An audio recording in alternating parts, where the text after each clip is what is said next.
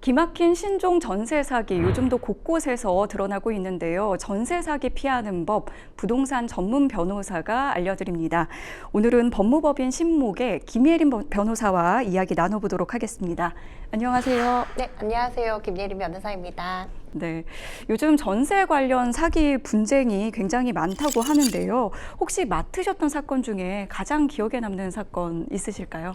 실제로 전세 사기 관련해서는 피해자가 대부분 사회초년생이다라고 보시면 돼요. 그래서 안타까운 사례들이 굉장히 많은데 제가 이제 대학에서 강의를 하고 있어요. 그런데 이제 학생들 중에서도 종종 이제 전세 사기 피해를 입어서 저에게 상담을 하는 경우들도 꽤 있다라고 보실 수가 있고, 그리고 이제 최근에 또 상담을 했던 사례는 결혼을 앞둔 부부인데 이 두 분이 이제 그 원룸에 다 거주를 하고 계시거든요.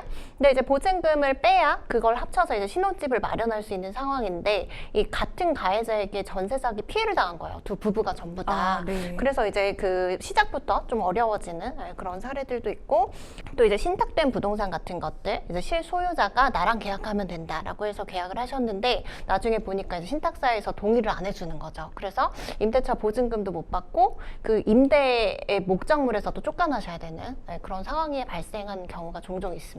네, 이 사기 수법도 갈수록 좀 교묘해지고 있다 이런 소식이 들려오던데요. 신종 사기 수법에는 어떤 유형이 있나요?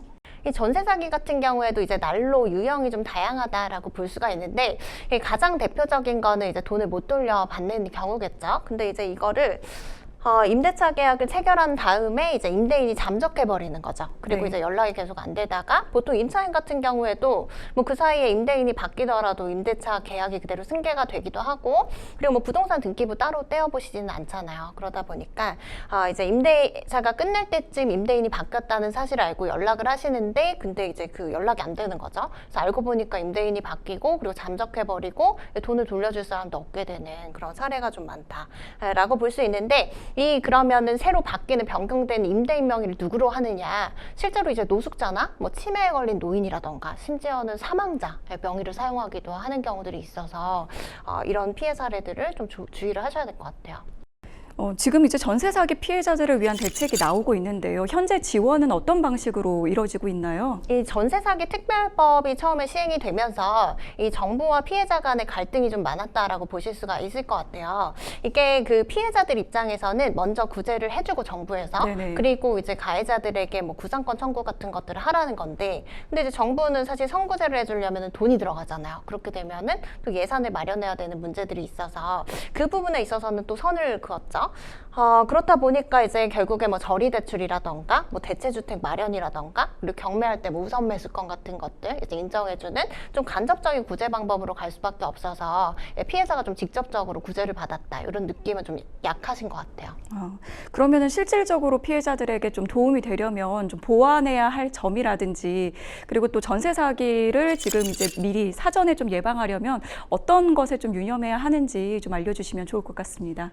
이 전세 사기 피해가 급증하면서 사실 임대차 보호법상의 허점들이 많이 좀 보완이 됐다라고 볼 수가 있을 것 같아요. 그래서 최근에 이제 뭐 발생 시점과 관련 없이 당해세 같은 경우에는 이제 경매에 넘어갔을 때 임대차 보증금보다 항상 선순위였거든요. 근데 이런 것들을 좀 이제 합리적이지 않다라고 해서 좀 개정이 이루어졌고, 또 임대차 계약 체결할 때도 임대인의 뭐 체납 정보라던가 또 다가구 주택 같은 경우에는 이제 선순위 채권, 임대차 보증금 채권 같은 것들을 좀 확인할 수 있는 제도들이 생겼어요. 그래서 이런 것들을 좀 활용을 하셔서 임대차 계약 체결하실 때부터 좀 꼼꼼하게 보셔야 될 것 같고, 그리고 이제 공인중개사 같은 경우에도 이제 임대차 계약 체결할 때 여러 가지 설명 의무들을 이제 부담할 수밖에 없거든요. 그래서 이런 점들을 좀 고려를 하셔서 이게 전세제도가 사실 존재하는 한 이게 전세 보증금을 돌려받지 못할 가능성은 완전히 없어질 수는 없거든요. 그래서 최선의 방법은 임대차 계약 체결하실 때 좀 여러 가지 이제 권리관계를 좀 꼼꼼하게 확인을 하시고,